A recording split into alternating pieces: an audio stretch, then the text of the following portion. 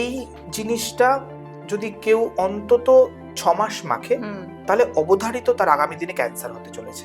এটা কেউ আটকাতে পারবে না।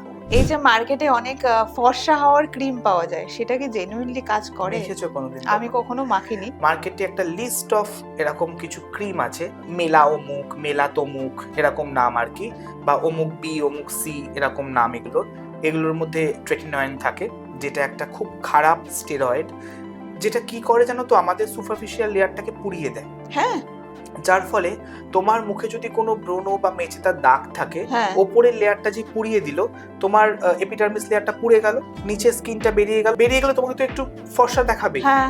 কিন্তু ওটা তোমাকে মেখে যেতে হবে। তুমি যেদিন ওটা বন্ধ করবে, তোমার মুখে যা দাগ ছিল, তোমার যা কমপ্লেক্সন ছিল, তার 10 গুণ দাগ বেশি চলে কি আসবে। বলছো?